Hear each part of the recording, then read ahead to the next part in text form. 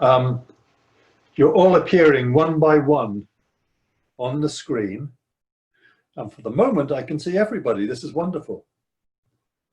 Last week, I was speaking entirely to myself. It was very weird. And this week, I've got the chat window open. So I might have trouble seeing all your chats immediately, but if you have any questions or comments, then put them up there and I will try and respond in real time. Now we have 30 people already. This is wonderful. So there's just a few more late arrivals. Last week, unfortunately, some of you got stuck. Some of you got stuck in the waiting room, and some people actually missed the whole class. Dylan, you promised that you would be good. Sorry about that. Otherwise, you'd be howling outside. While we're waiting for the last ones to arrive, why don't we do what we're here for? Let's get the wine.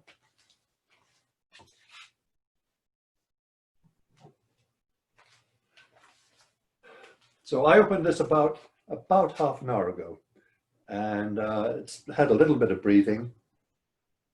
What I'm going to do is what I did last week, which is pour it now, and we'll taste it, and we'll talk about it later. Obviously, this is the most expensive wine that we're having in the course, so we'll want to discuss that a little bit. So later this evening, we'll talk about where it comes from, why it's famous, why it's cost 54 bucks. But for the moment,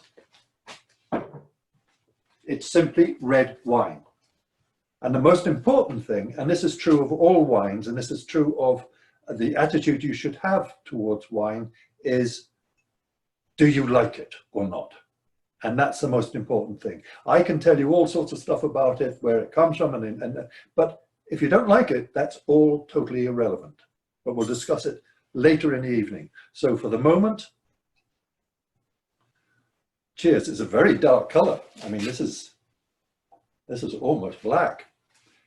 But that's how we're thinking of it. It's purely as wine. Do we like it or don't we?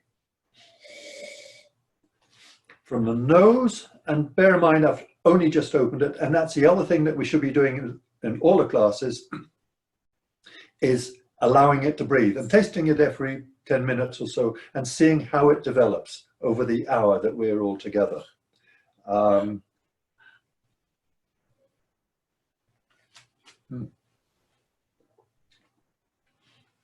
Last week, when we tasted the Brunello from Italy, it was very low in tannins, and it was very soft, it was very round, it was very feminine, if you don't mind my saying so. Whereas this, my immediate taste, I can taste that there are tannins in it. But of course, this has got, this is Cabernet Sauvignon, so you would expect that. And we'll talk about the significance of tannins in Cabernet Sauvignon a little later this evening, because this evening we're going to talk about the history of wine. We've now got 30 people here. It's just a few more. I'm pleased that I'm getting a beeping noise, so I do know that I'm not going to lock anybody out. So this, to me, had as I said last week, was a sort of an earthy taste, a sort of almost mushrooms and walking through the woods in the fall. This is much more, it's sharper. I'm getting chocolate from it, actually, but we'll see how it changes over the evening. So this evening we're going to go through the history of wine. Two fundamental things to understand about the history of wine. The first one is that people drank wine, going way back, because the water wasn't safe. In fact, I still hold to that principle. But going way, way back, and the other principle is that fermentation, the making of wine, is an entirely natural thing. It happens by itself. This isn't a man-made thing. The humans have found out ways of controlling it and refining it, but Mother Nature by herself makes wine. A bunch of grapes falls from the vine, lands on the ground, and if it lands on somewhere where the juice doesn't go into the earth. Then it's the yeast, the natural yeast, which are in the skin, are going to go into the sugar, which is in the flesh, and we're going to turn it into wine. I'm sorry,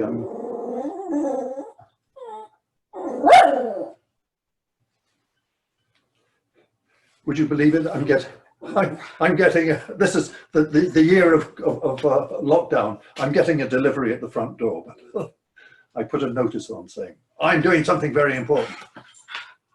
That's why Dylan was getting rather anxious. So making of wine is simply a natural thing, and human beings discovered that this was happening in nature anyway. And they couldn't drink water. Why couldn't they drink water? If you were lucky enough to be living near a natural spring, then yes, you could drink water. It would be safe.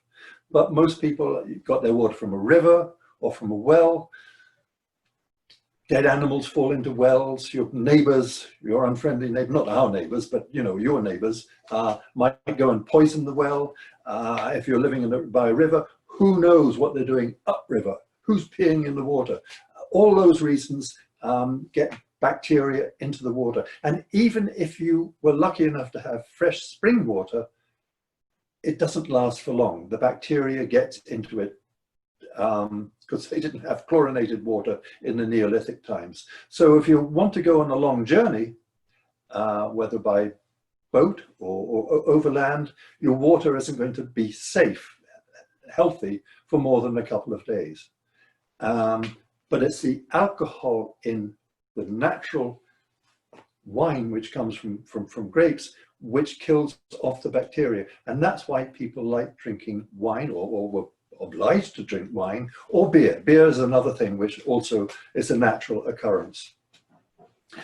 So that's the origin of wine. It wasn't because Neolithic, because in the Stone Age they decided they really wanted to be drinking a Chardonnay. They had discovered that wine was safer than water. How do we know all this? We do know that people have been drinking wine since at least 9,000 years ago. We've got evidence of 7,000 BC that wine was being made. And that comes from two sources of evidence. The archaeologists have discovered, for a start, pottery which has tartic acid. And tartic acid is an inevitable result of wine, and that's what's left. So if the pottery has got tartic acid, it shows that it was used for holding wine. And the other evidence is the grape pips. The original wild vine, which grew in the Tartars and near Mount Ararat, which we'll discuss in just a moment, was a male and female plant. And because people picked the female, which was the one with the grapes, over who knows how long, gradually the male died off, and the only vine that was left, we're talking about Vitis vinifera here, the only one that was left was the hermaphrodite. And hermaphrodite, as we all know, as you know, you're never alone on a Friday night, you've always got a date. And that is the vine which has gone on through history for at least 9,000 years to produce all the wine that we drink, whether it's the Shiraz in Australia, or the Merlot in South America, or the Pinot Noir in Burgundy. It all comes from that same source, and we'll talk about where that source was in just a moment. The significance of all this is that this is the beginning of civilization. Civilization began with the cultivation of wine. Homer, for example, when he talks about the difference between what it comes down about 10,000 years ago, that's when people stopped being nomads. They stopped roaming around, they settled. And you need to be settled in order to plant vines, cultivate them, turn them into wine. Nomads can't do that. And the civilized people had great disdain for the savages, if you like, the nomads who hadn't settled yet. So Homer, for example, describing the Cyclops, wrote, "They are arrogant and lawless. They do not bother to sow the soil for their food or drink. They gather and steal what they need. They have no meetings for discussions and no code of law." The Greek historian Theodotus wrote that people only emerged from barbarians when they began to cultivate the olive and the vine. And the oldest piece of literature in history comes from Mesopotamia. It's called the Epic of Gilgamesh.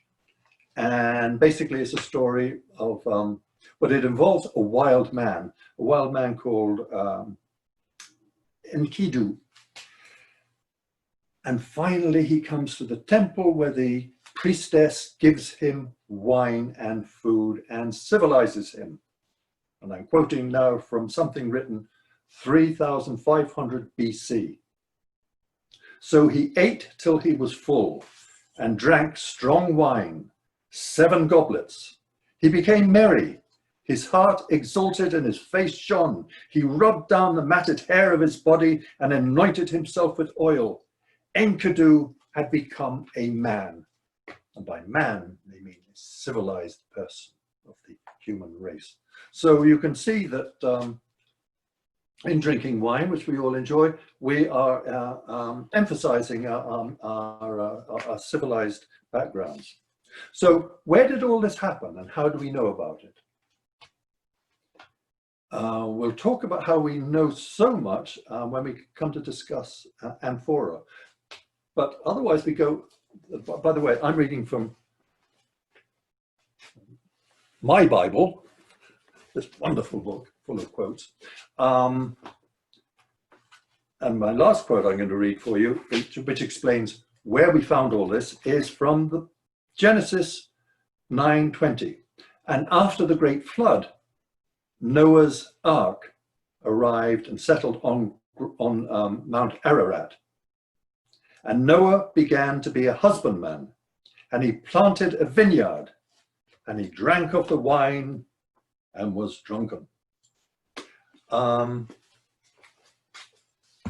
oddly enough, all the research I told you about with the archaeologists finding pottery shards, finding the seeds of the vine that could only have been cultivated by man are all in the area of Mount Ararat.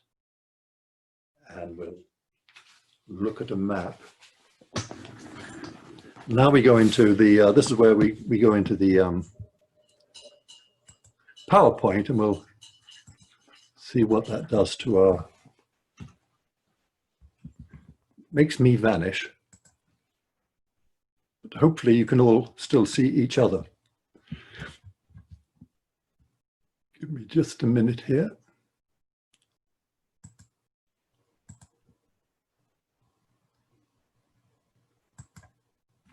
So here is Mount Ararat. This is a photograph, by the way, that my brother, who's a professor of Middle Eastern studies in London, he sent me, and you can see the vineyards are still there. But otherwise, this is a very unfortunate part of the world. This is where the southern part of the Soviet Union with Georgia and Iran and Iraq and ISIS and Syria all come together. But it's also the beginning of civilization. It's called the Fertile Crescent. And the wines which originally came from here then went downriver to the original civilizations in Sumer, in Mesopotamia, and fed the kings and the emperors and particularly the priests. So this was the discovery of wine, or the cultivation of wine, really marks a difference between the Neolithic civilization and the Bronze Age, between nomadic and agricultural. This at the same time that they're developing wine, they're also developing agriculture, irrigation, obviously pottery to hold the wine, metalwork, writing begins at this time, also cities, social hierarchies, and religion, a very strong religion. A lot of people have argued that the reason people started drinking wine was because of all the pressures of modern life, with all this writing and pottery and metalwork and such. And the way that they made wine way back then was basically the way that Mother Nature would have made it, that I described. They would put great big pots under the ground, put all the grapes in them, break them up so that it started fermenting, seal it off, and then eventually take the wine out. That's how Neolithic man made it. That's how Noah would have made wine. And that carried on. And even today, and again, this is from my brother George, this is how they still make wine in Georgia. And completely the same way that they did in the Stone Age.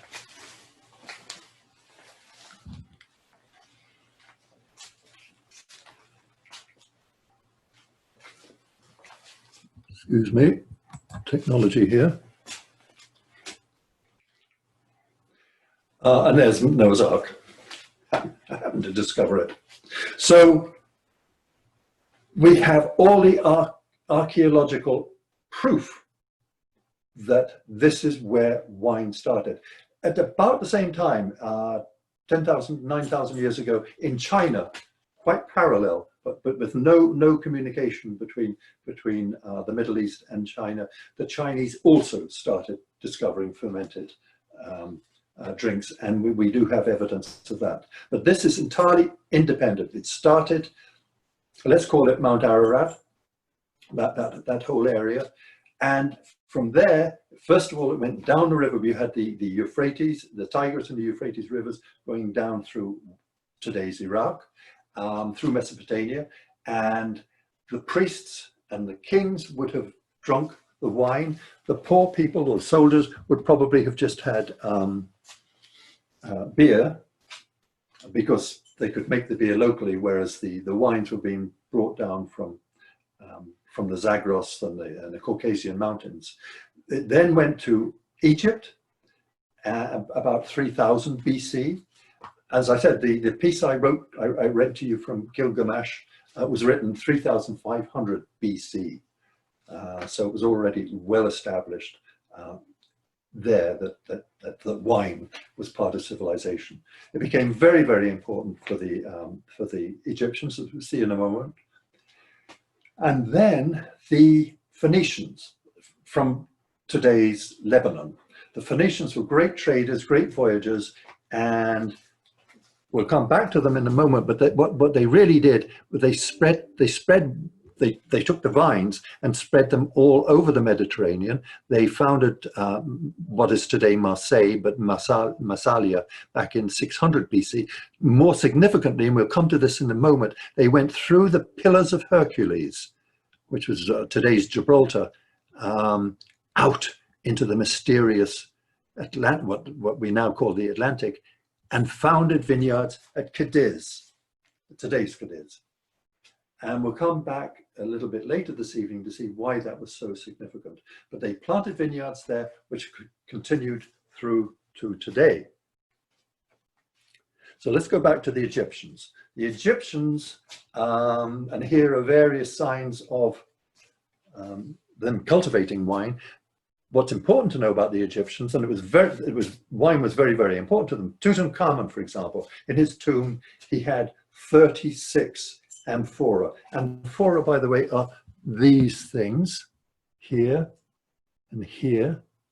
And we'll talk about those in just a minute. So Tutankhamun had 36 of them in his tomb. They did grow vines in Egypt, but the best wine came down from the Holy Land. And when I say Holy Land, I mean Lebanon, Palestine, Israel in today's terms. That's where the best wines were grown, and that continued all through the Middle Ages. It wasn't only the Egyptians. The best wines came from there, which is rather odd when we think of today. So I don't know how many of you have been to a vineyard in the winter. And a vineyard in the winter is a very poor, sad place. The vines look to me, I always think of them as like driftwood, ugly, misshapen, and there they are lying in bare soil. And yet, come the spring, early spring, they go through something that's called the weeping, and all the sap comes out, and they gleam in the morning, and it's magical. And then the next thing you know, there's sprouts and there's leaves, and then of course the grapes.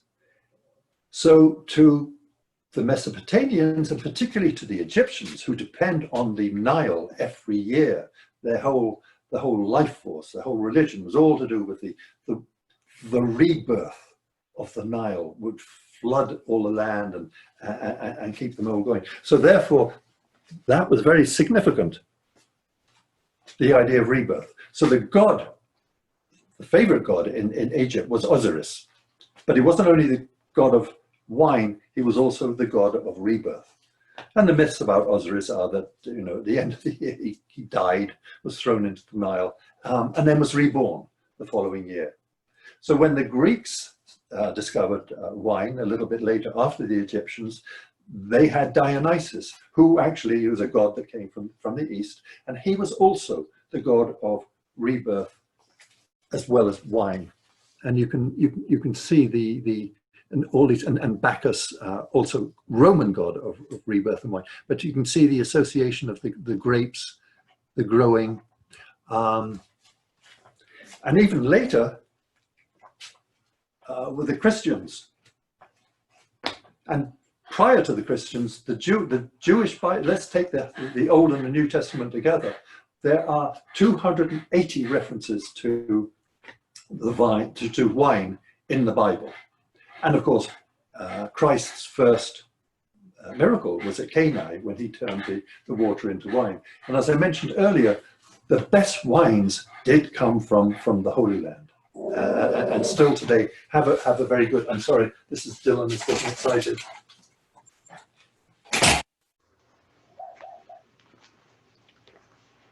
And so, wine has always been associated with religion.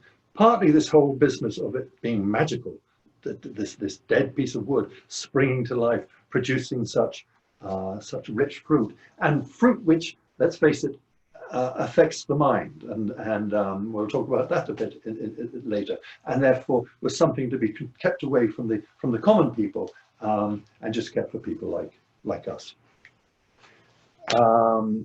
And the Christian religion, of course, depends on, or certainly the Catholic religion, the Eucharist, and the wine is very important in that. Then after the fall of the Roman Empire, all through the Middle Ages, the way that wine survived, as well as knowledge, was through the monasteries. And it was the monks that kept all the traditions and all the knowledge alive. And then finally, the way wine spread, certainly to the Americas, was because of the Spanish conquistadors, who always went with missionaries. Again, they needed the wine to celebrate Mass.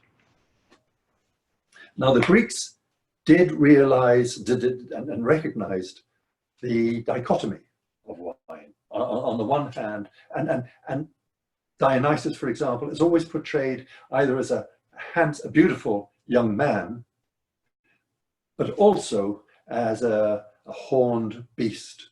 And the two sides of alcohol, if you like, they recognize. On the one hand, Dionysus inspired poetry and music and physical beauty. As I show here, we've got either inspiration, it inspires all sorts of good things, but also there's inebriation. I'm sorry, does that sound like my waiting room?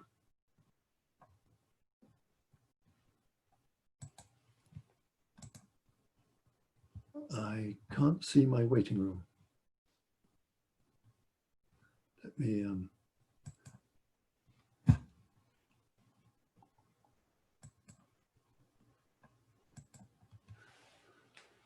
I apologize, people.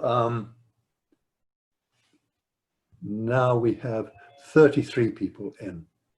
So I'm sorry for that delay. Let's go back to my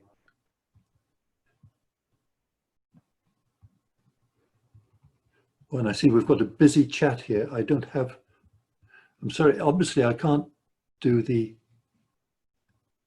PowerPoint and look at chat at the same time. So let's go back to the Greeks. So the Greeks also recognized the bad side of wine as well. And again, going back to my wonderful book here, Euripides, for example, was a Greek playwright, and he wrote the Bacchae, and the Bacchae tells a story of the women who worshipped Dionysus, and they would go off into the woods and have their private celebrations, but if a man was seen to be watching them, they would seize him and tear him apart and eat his flesh and drink his blood.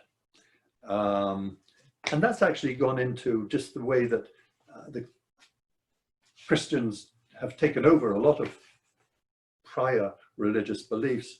In John chapter 6, 56, for example, he writes that Christ said, "Anyone who eats my flesh and drinks my blood remains in me, and I am him. I am in him." So this whole religious relationship is very deeply connected with wine. The other thing that the Greeks did was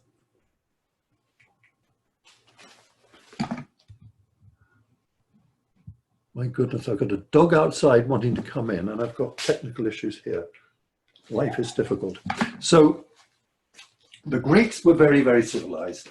They loved wine, and that's pretty obvious. It was a very fundamental part of their society.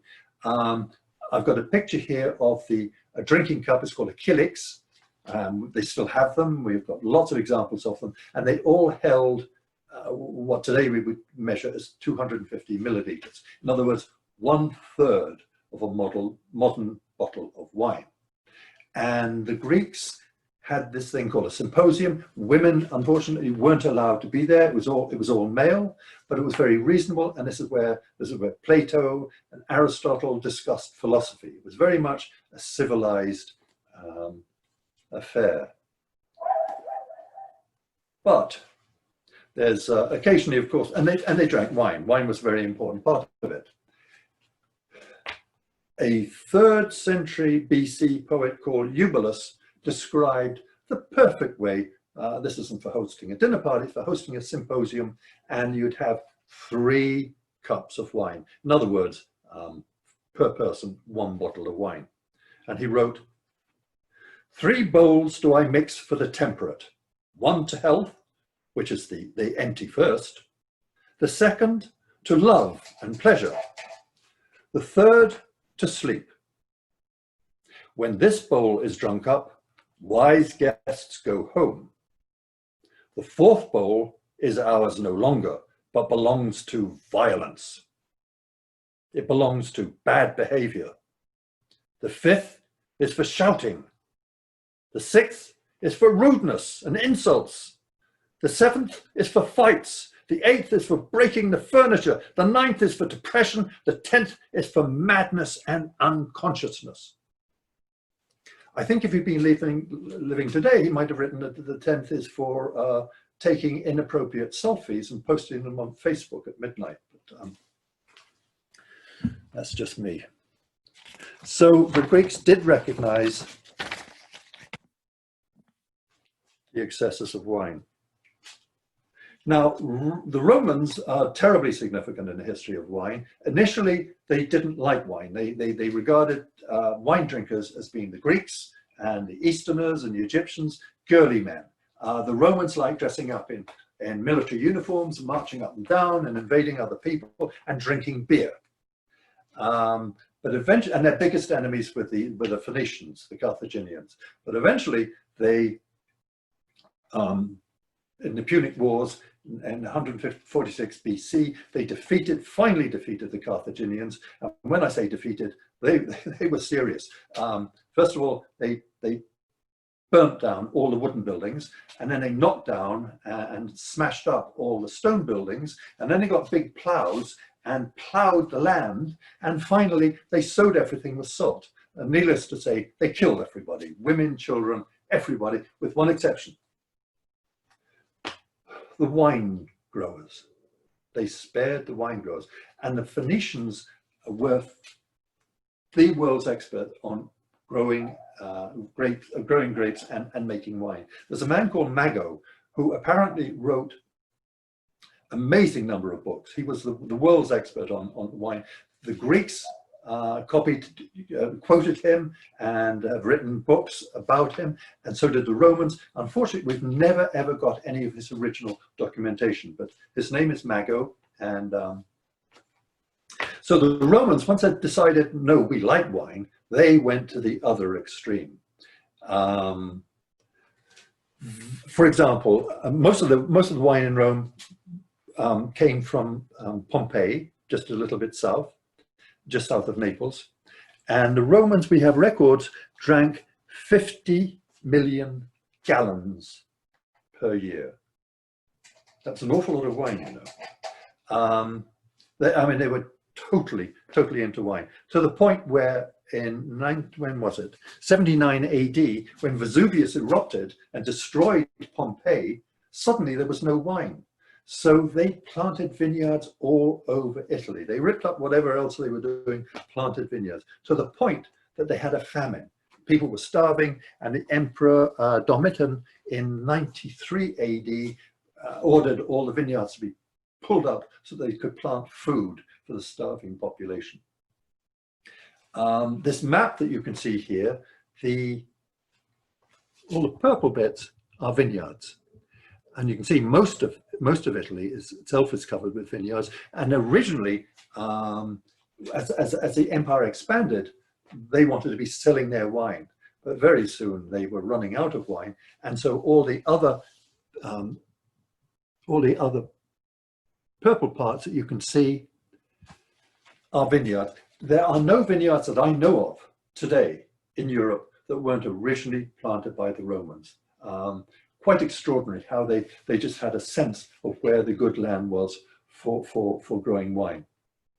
The other things the Romans did was they industrialized it. Prior to that, it was all small holdings and people growing wine for themselves. The Romans really made great big vineyards, and and using slave labor, of course. And the other thing about the Romans is their obsession, the most expensive wine, the most sought after wine, and they all talk about it. I mean, if you read any of all the Roman writers, Cato, Cicero, Virgil, Ovid, Horace, Pliny, both elder and younger, Petronius, they all have written about wine, their favorite vintages and their favorite sources of wine. They were really wonderfully obsessed with it. So this, but you can see at the bottom of the screen, the Falernian wine, that was their favorite. For 1 coin, you can drink wine. For 2, you can drink the best. But for 4, you can drink Falernian. That was written, and we found that above a bar in Pompeii. And of course, the other thing I mentioned that the Greeks had their symposium. Well, the Romans took that further, and it wasn't just men discussing the meaning of life and having 3 cups of wine. It was like the Satyricon, and women were allowed, but not in a politically correct way, really. So how do we know so much about ancient wine? And we really do. We really know who traded it, how much was going. I quoted just now that 50 million gallons were consumed in Rome per year. The answer is amphora. And these are amphora here. They tended to hold about 40 litres, 60 bottles of modern day wine, 5 cases of wine if you like.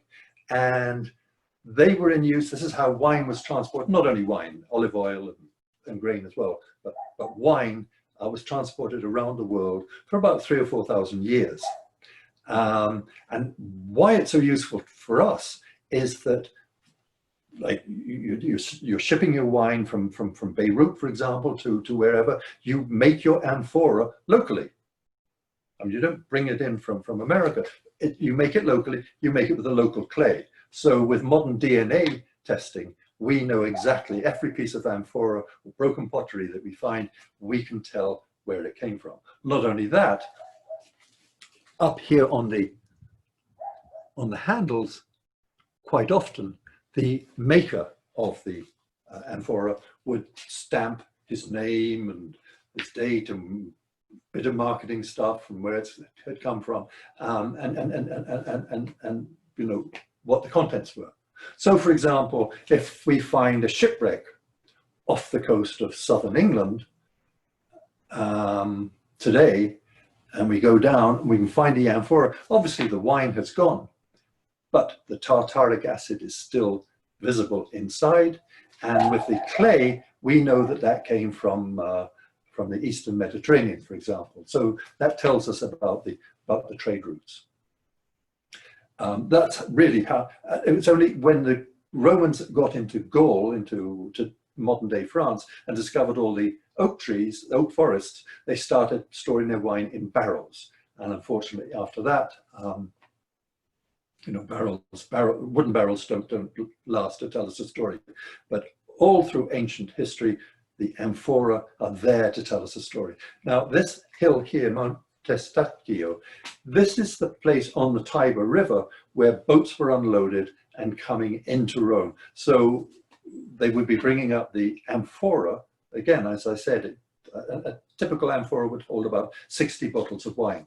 So what they would do is they would put the wine into smaller containers for going off to different bars or to rich senators or wherever it was going within the city, and they had to empty. And there was no, there were no feedback on the empty amphora. They would simply smash them up. So this place, these photographs here, are showing you it's a kilometer in circumference, 35 meters high. It is made of nothing but broken amphora. So maybe that gives you an indication of just how fond the Romans were of their wine. And oddly enough, I've heard since my wife worked at with the School of Architecture for many years, and they would go off to Rome once a year to study the architecture. And that particular part of Rome, Monte Testaccio, is where all the best bars and wine bars and nightclubs are. It's as though the yeast, as though the alcohol is still there in the air. Just a thought. So after the fall of Rome, 400 AD, as we know, we had the Dark Ages, and life and education and civilization was continued by the monasteries. There are people in the waiting room. Oh, there are people in the waiting room.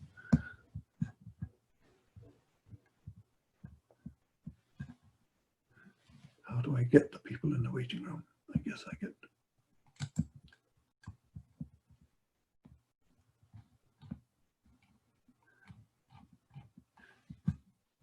I can't see any people in the waiting room.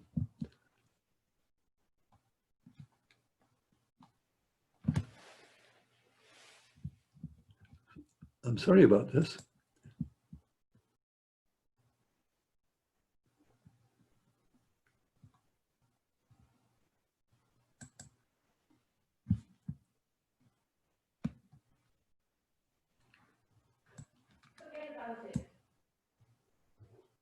Forget about it. Okay. I apologize. I can't see anybody, so Yeah, forget about it.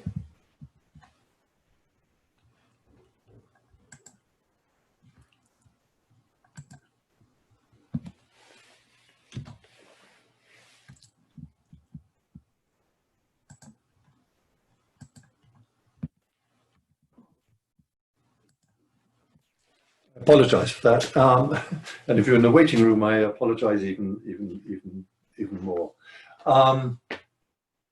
After the fall of Rome, the monasteries kept the importance of religion, of course, is that certainly the Catholic religion is they needed wine to celebrate Mass for the Eucharist. So here we've got a few medieval drawings. You can see the monk with the cellar keys, and he's down, and he's, by the way, talking of wine, how is this doing? Let's see if it's improving. I'm definitely chocolate.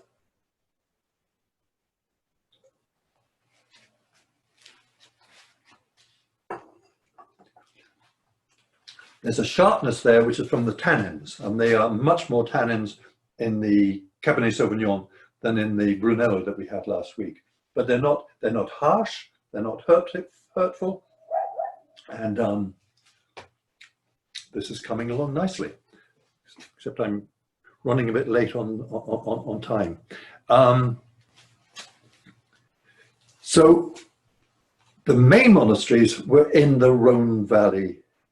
In Burgundy, and in fact we have letters from the Emperor Constantine, the Roman emperor who created Constantinople and turned the empire Christian. They were so involved with wine. We actually have copies of letters from him to wine growers in Burgundy at Autun, discussing relatively technical things about root growth and stuff like that on growing wine. So it was taken very, very seriously. And after the fall of Rome, the monks continued. Probably Burgundy is the most documented place on the planet because the monks were keeping detailed records of daily rainfall and temperatures, and they experimented with all the different sorts of growing vines.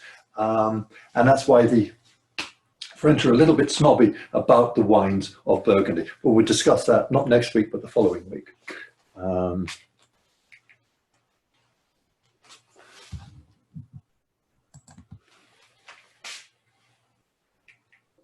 So, during the Middle Ages, Burgundy provided the wines for the royal court in Paris, the Duke of Burgundy in Dijon, and he was probably one of the wealthiest men he was more powerful and wealthy than the King of England, the King of France, or the various emperors in Germany. And part of that was based on the fact that he was producing all this great wine. And he realized that the secret of the wine from Burgundy was that the grape that they were using was a Pinot Noir. So he made it a hanging offense to grow any other red wine other than Pinot Noir.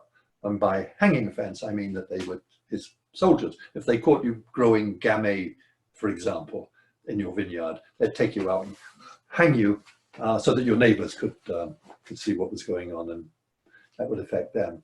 And of course, for over 100 years, the popes lived in Avignon, in the southern Rhone, and they had their court. And in fact, Petrarch asked the Pope after about 120 years why they were still there, because the original reason for moving to France rather than Rome was political, and those reasons had finished. And the Pope simply said to Petrarch, well, because the wine here is so much better. On the other side of the country, we've got Bordeaux. And again, let me point out, in Burgundy, only Pinot Noir. In the Rhone Valley down here, Grenache, Syrah, and Mourvèdre were the three main ones, but there's a whole host of other grapes which could be grown there. But over in Bordeaux, we have these 6 grapes: Cabernet Sauvignon and Franc, Petit Verdot, Carmenère, Malbec, and Merlot. Those are the only grapes permitted in Bordeaux to make what the English call claret. And part of the reason for that, the importance of Cabernet Sauvignon, don't forget we're drinking Cabernet Sauvignon this evening, is that Cabernet Sauvignon has very high tannins. And one of the main advantage of tannins is it allows the wine to last. And don't forget to go from Bordeaux up to England or to Holland, which is the two main places that Bordeaux exported to, could take 3 months back in the Middle Ages, and or even longer. So the kings of England sent down these vast fleets, 300 or 400 ships, loaded them up, and then would take the long voyage. But for that, the Pinot Noir would have faded away, because Pinot Noir has very few tannins. But the Cabernet Sauvignon lasted the voyage, and that's why the English have always had this preference for Cabernet Sauvignon. And while we're here, you can see the two different bottle shapes. So the bottles from Burgundy and from the Rhone have sort of sloping shoulders, whereas the bottles from Bordeaux, to fit in with the English taste, had these broad, these high shoulders, and that's been copied throughout the world. So if you buy a bottle of Cabernet Sauvignon from Australia, it will be, and here Cabernet Sauvignon from California, it has the high shoulders. If you buy a Pinot Noir or any of the other grapes from Burgundy, even though it's grown in Australia or Chile, it will have this shape, the sloping shoulders.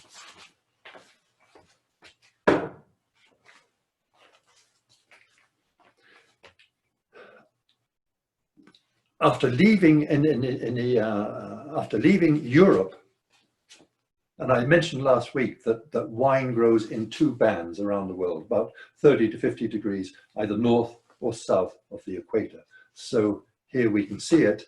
And for reasons which we'll come to in just a moment, the English couldn't grow wine on the east coast of America. So the English influence on wine really was to the east. South Africa was a way station. It was halfway to their, not only the English, but the Dutch. They had their empires. They had their empires in the east, and therefore South Africa initially was just a halfway place, and it was a useful place to stock up with wine. They planted their vineyards there before going further out east. But some of the wine became so good that it was actually shipped back to England. In particular, a wine called Constantia, which was the favorite wine of Frederick the Great, of Catherine the Great of Russia, of Napoleon, who was a chauvinist, but you know, he actually liked Constantia above all else. And that was his favorite wine. And even Jane Austen wrote that the wines of Constantia are the only bane for a broken heart. And they were sweet white wines. So the British were growing wine really to feed their colonies, to keep their soldiers happy, whereas the Spanish went in the other direction to the Americas, and they were there for the gold and the conquest, but also they had missionaries with them. Therefore, they needed to celebrate Mass. Therefore, they needed to grow wine. Now, I mentioned earlier, and I got all excited, I'm a bit like that, about Cadiz. If you remember, this is where the Phoenicians planted, I think, probably one of the oldest extant vineyards in the world, 1100 BC, and therefore the vines which are there are some of the oldest in the world, particularly Muscat of Alexandria, which DNA proof and all of that shows it is one of the oldest vines in the world. And the Moors, being anti-alcohol, they were the Islamic Empire, were there for 700 years. And they managed to get away, the vineyard owners down in Cadiz managed to get away with making wine by saying, well, we're growing grapes to give the Sultan's soldiers nourishment. And yes, we're making a bit of wine, but we're doing it to sell to the English, to the Christians, to poison them. So the vineyards continued non-stop with no interruption, even though the rest of the Moorish Empire banned the growing of grapes. So then 1492, when the Moors were kicked out, the fall of Granada, the Moors were kicked out, and Columbus went off to the ocean blue, discovered America, and the conquistadors followed soon behind. So when Cortez, for example, was putting together an expedition, where are we?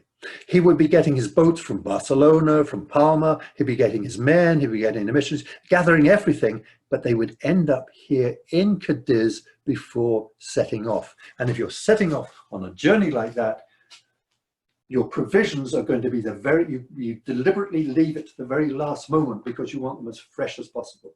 So all the food and the animals will be loaded onto the ships right there in Cadiz. And the vines that they were taking to the New World to create vineyards would be from Cadiz. And those were the vines that the Phoenicians had planted a couple of thousand years earlier. I get excited by stuff like that, I'm sorry. So that's what Cortez took to the New World. So you can see here, the vines which were actually planted in Chile, in Argentina, they call it País, they call it in Argentina Criolla Chica, were, let's go back for a moment, the grapes that I've listed at the bottom there, Criolla Grande, or Mission, Listan Prieto, are also known as Palomino. That's the grape that's still grown down in Cadiz, in Jerez. That's what sherry is made from those grapes. And those are the grapes that for hundreds of years were the only grapes that the Europeans had brought over to America. So why are they called Mission in California? It's the same grape as the País and the Criolla. Sorry. It's Father Junipero. In the 18th century, he decided, and don't forget, California was part of the Spanish Empire, he decided to build a series of missions, each one separated by one horseback ride, a day's horseback ride. So the earliest was in San Diego, 1769, and eventually he reached, there were, I think, 21 of them altogether. My wife, my kids and I all lived in Santa Cruz when we first came to America, and that mission is still there. So there was a whole series of these missions all the way up the coast. I'm going to let Dylan in and see if he's going to be good. Come on, be good. Over there, be cute. There. And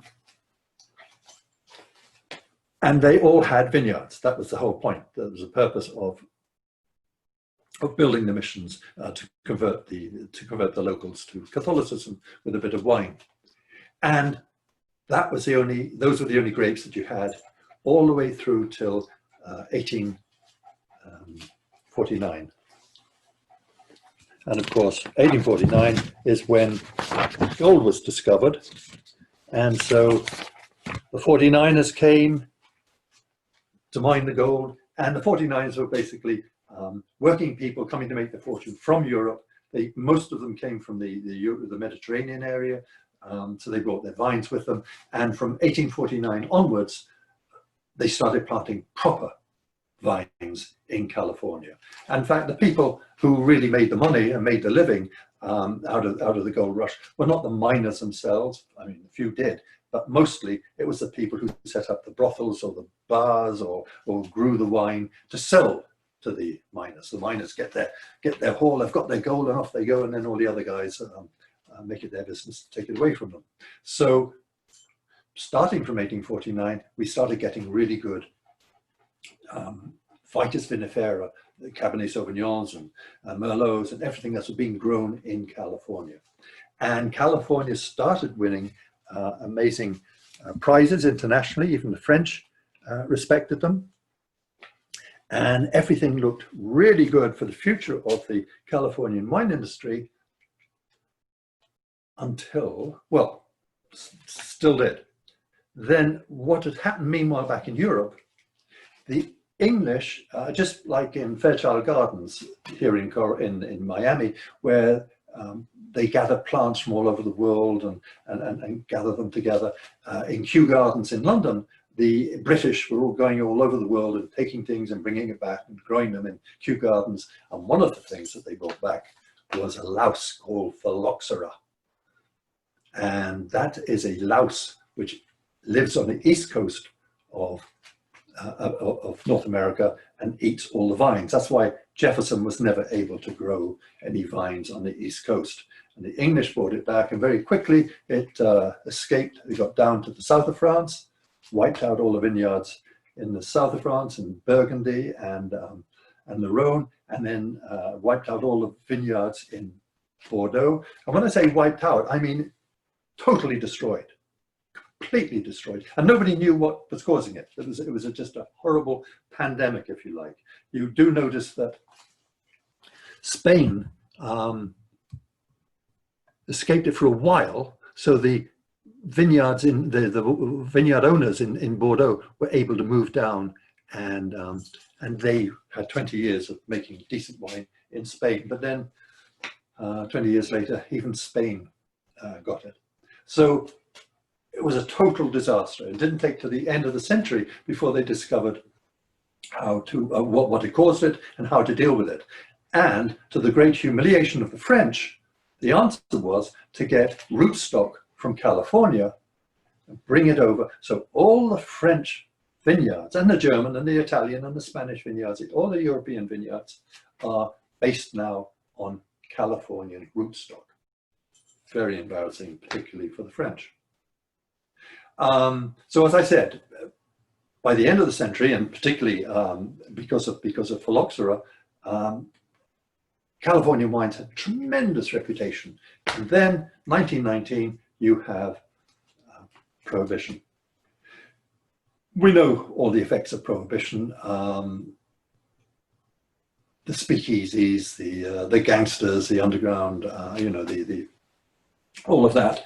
Other effects were more serious long-term, in that, and that accounts for the American predilection for hard spirits, liquor, rather than wine. When I first came to America as a visitor in the 60s, you couldn't find wine really anywhere. In restaurants, it was all hard liquor. And even when we moved to California in 1980, most people, you go to a restaurant and most people will be drinking bourbon or cocktails. So we're very much not a wine drinking culture.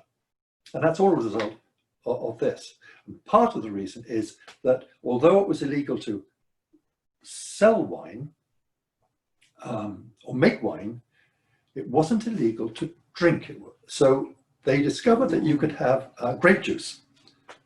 And suddenly there was this enormous industry from California of shipping grape juice all the way to the East Coast. Sometimes it was solid bricks that you would have to add water. Otherwise it was in big canisters of the liquid with big notices on it saying, be very careful. Do not keep above 70 degrees temperature, and do not add yeast. And sometimes, for those people who didn't know what yeast was, they would add a little packet of yeast just so that you knew what not to add. In other words, Americans became experts at making their own wine. And oddly enough, during Prohibition, the price of land, of vineyards in California, more than doubled. But what they did was they ripped, so we'd had 50 years of growing really good quality grapes. They were all ripped out and replanted with a vine called Alicante bushcat. Somebody said about it, it's so good you could actually paint the side of a barn door. It was so thick, but it was strong. You could ship it across country on a train. It was produced very prolific. So all the good vineyards in California were ripped up, and for the next few years, even after 1933, by 1933, most Americans had got a taste back for cocktails and for spirits. And the only wine available was the sort that you drink out of a brown paper bag. You had Thunderbird and things like that. And that was the reputation of Californian wine, which persisted all the way through to, as I say, I was there in the 60s, and getting hold of any decent wine was impossible. So we're now going to talk about the Judgement of Paris. This is a photo of the book, and I do recommend it, and I'll send you a link to it this evening after the class. And it's about the main story of the judgment is a young Englishman, well, my age actually, but he was young then, moved to Paris and opened up a wine bar, a wine shop. And next door, he opened up a school. So we're talking now the early 70s, late 60s. And at that time, the European Union was just forming. There were an awful lot of young American bankers, young English bankers, and attorneys, of course. Attorneys are always, wherever the money is, the attorneys are there. So Paris was definitely a happening place for the beginning of the European Union. And suddenly there were all these young, wealthy professionals, English and American, who didn't know anything about wine. And Spurrier quite rightly thought, well, here's a great market. And he was incredibly successful. And what really surprised him was that he didn't only have English and American young professionals coming to his classes, he had French. As I mentioned last week, when we lived in Bordeaux, we had lots of Bordeaux wine, but we never got any Burgundy wines. So the French themselves were very interested in learning about other wines. So with that sort of clientele, and Spurrier being, an energetic, not a hustler, but a good entrepreneur, he soon made contacts throughout the French wine industry. He knew all the chateau owners down in Burgundy, in Bordeaux. He knew all the vineyard owners in Burgundy. He knew all the top movers and shakers in the French wine industry, and they liked him, obviously, because look at his clientele. He had all these wealthy young bankers and attorneys in Paris. So it was wonderful. Everything was going smashingly. And then 1976 was the 200th anniversary of the United States, Lafayette, liberating you and all of that sort of stuff. So Spurrier thought, why don't we have a tasting? By then, he was hearing rumors that in California, they were starting to have a renaissance and starting to grow decent wine. They were getting away from the Thunderbird, drink it out of a brown paper bag reputation. And he was very, very astute. And he went over to California and picked out some good, but totally unknown vineyards. And then he organized this tasting. In 1976, it was May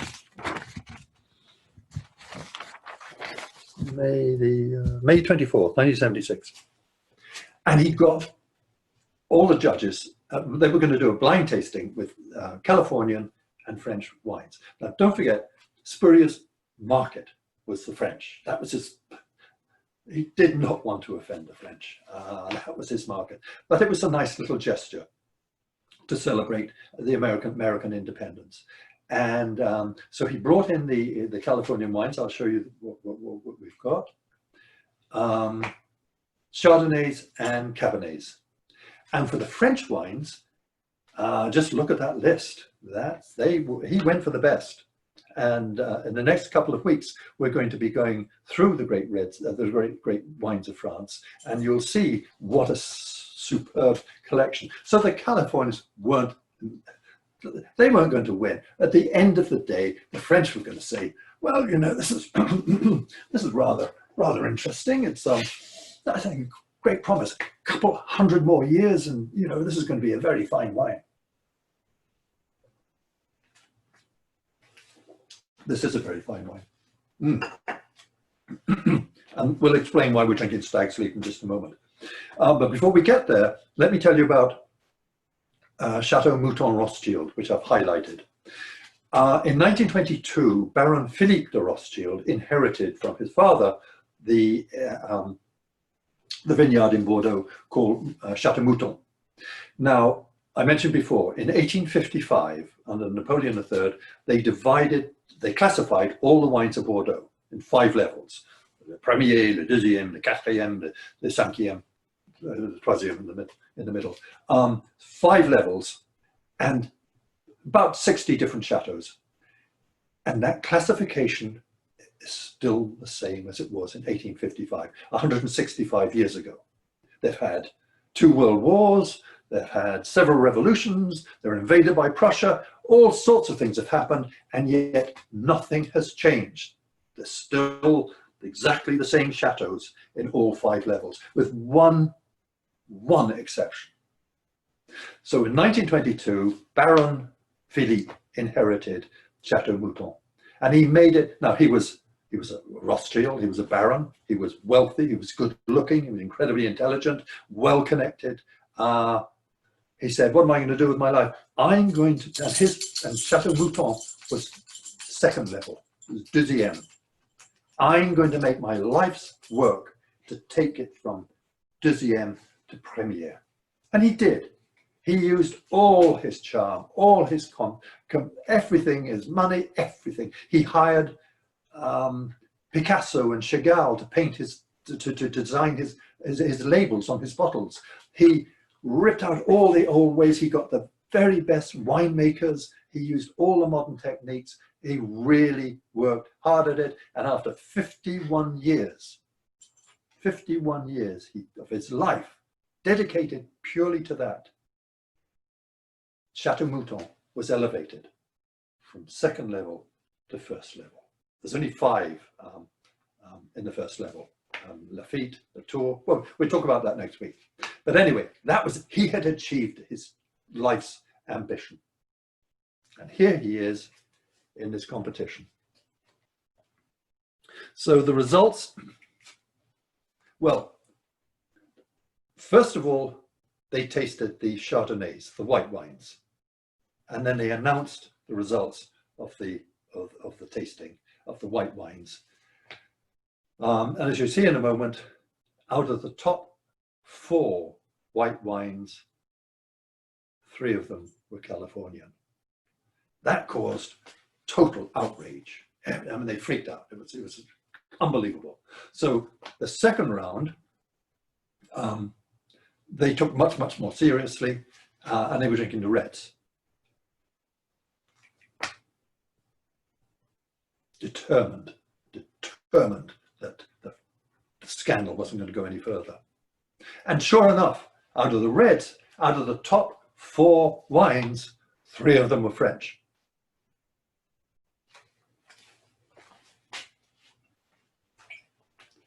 But the top wine was from this unknown Californian winery called Stag's Leap.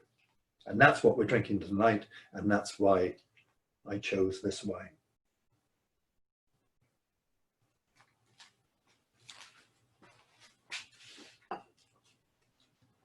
Now, the effect of this, and why this is so important, is that, I mean, there was total horror. It was a total scandal. An awful lot of people had to resign because among the judges we had top sommeliers from all the top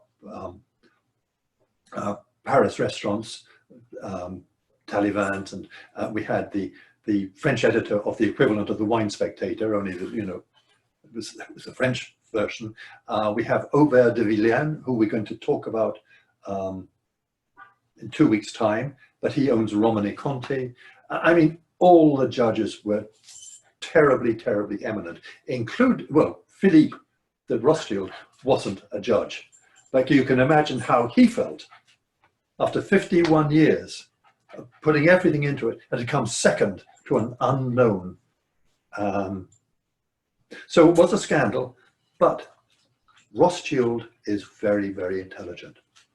And within 2 years, he had flown over to California. He understood, he did the research, and he realized that, and that's why you should read the book, and I'll send you the link.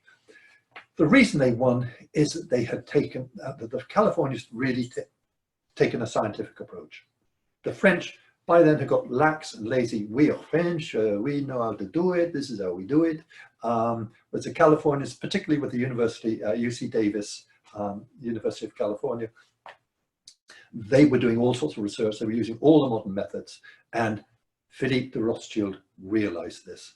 Within 2 years, he'd flown over to California, done a deal with Robert Mondavi, and the two of them had come up with Opus One, which was, I think, released in 1979. The other thing this did, it really, yes, it was embarrassing for the French, because until then no one had ever questioned the superiority of French wines. When Jude and I lived in France, we knew various wine owners. They would never send their sons, I'm talking sons, forget daughters, they would never send their sons to university. Oh no, you learn it all here. After the tasting of Judgement of Paris, they started sending their sons to the University of, to get a BA at the University of Bordeaux. They'd also send their daughters. And these days, some of the leading wine makers and sommeliers are female as well as male. It's no longer a male, it's no longer a French dominated. The tradition now is that if I'm a French wine owner, send my son to Bordeaux for his BA, then send him off to California to do maybe a year apprenticeship, just working the land in California, then send him off maybe to the University of Adelaide in Australia to do an MA. The whole thing has become super, super international. And it's all because of this particular tasting. So, Stag's Leap.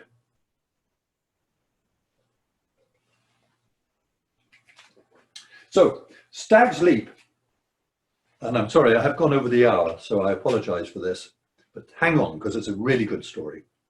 And I'm going to embarrass my daughter in a moment.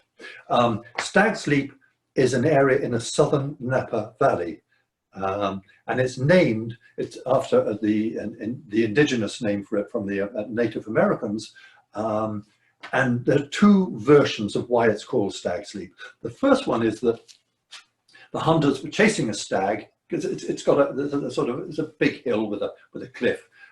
They were hunting the stag got to the top of the cliff, and rather than be captured or killed, disdainfully turned and it leapt to its death.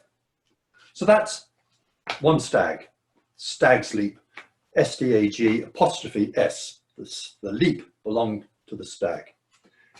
The other version is that the native hunters, the indigenous hunters, like the Mongols did in Central Asia, their method of hunting would be to get maybe 100 hunters out, covering a vast distance on their horses, and gradually they would come together. And as they came together, all the game would be herded until eventually they got to the edge of the cliff, and all the stags that had been gathered together would leap over to their death, to be slaughtered and eaten. Many stags, so that would be S-T-A-G-S apostrophe. Well, the owner of Stag's Leap, who won the competition, his name was, it's one of those odd names, Warren Winiarski. So he came back from Paris, well, he didn't actually go to Paris, but the results came back from Paris, and suddenly, you know, Stag's Leap apostrophe S was the, wow. Well, meanwhile, there was another vineyard already there called Stag's Leap S apostrophe, owned by Carl Dumani. And this was a period when Jude, my daughters, and I lived in Santa Cruz, and I had some friends who were attorneys in San Francisco, and the talk of the town was, you know, amongst the attorneys, the great amusement was that Dumani, the two vineyards were suing each other all the time, because of course apostrophe S was really pissed off that the other guy who'd done nothing whatsoever, hadn't, you know, wines hadn't gone to Paris, was cashing in on the renown of his wine. And basically they were making large amounts of money because you know, the success of Stag's Leap, but all the money went to the attorneys. This is what my friend was so amused about. And this went on for about 30 years till they both went broke. The nice end of the story is that they did finally come up with, they did a joint venture and brought out a wine called Accord. And then they both sold the vineyards, so that Stag's 'S is now owned by Forster's Beer, and an S apostrophe is owned by Chateau Michel up in Washington State. So those are the two, Stag's Leap and Stag's Leap. Watch the apostrophe. So my daughter Bridie is participating in this course, and last week she sent me a message. She was shopping for the wine and wanted to know, said, "Dad, you know, is this the right bottle?" Oh, by the way, before we get there, I'm just reminding you, Stag's Leap was number 1, Mouton Rothschild was 2, and Chateau Haut-Brion was 3. So I mean, that was 1973, 1970. The wine we're drinking tonight is 2017. So I just thought, out of interest, and we paid $54 for this particular bottle. What would it cost to get a 2017 Chateau Mouton Rothschild or Chateau Haut-Brion? Both of them, and you can look it up, between $500 and $700 for one bottle. So we've got quite a nice deal here, I think.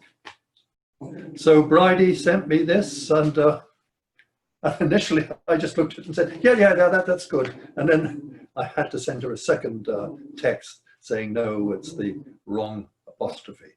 So